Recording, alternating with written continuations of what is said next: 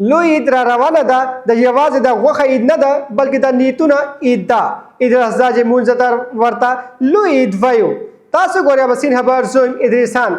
اگر تاسو مونږ چینل باندې نوی راغلی تاسو زمونږ چینل لایک او سبسکرایب ضرور کوئ. خو آیا د یوازې د خوشحالي نوم دی؟ آیا د یوازې د قرباني د خیمان راوړل او د سجاوټ او غوښه خوړل عید نه دی؟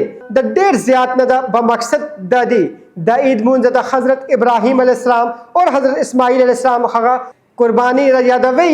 هلته یوازې حیوان نه و، هلته خپل غومبستنه، خپل خوبونه، خپل ارادې او خپل غومبستنې الله حکم ته تسلیم شوي وي چې دا عید مونځ دا ښیي چې کله چې دا خبره وي نو بیا د نظرونه خواهش مهم وي، نه د خپل مینه او د نفس ضدو او د خلکو ویجرو.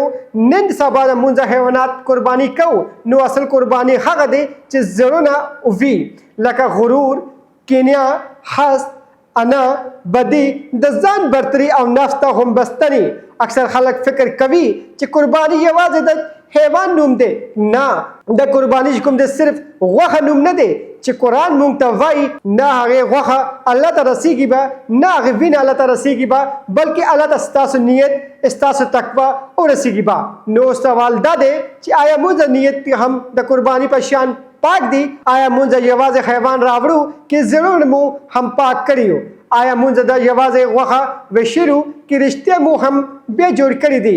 او مونږ یوازې زرمانه ورکړي کې کله چې زړه نه مرض باز نه ویستې دي؟ په یاد ولرئ چې دا لوی اختر غوښه اختر په نه دی، به نیټونه، زړونه، صفای والا او خالص بندګي جشن دی.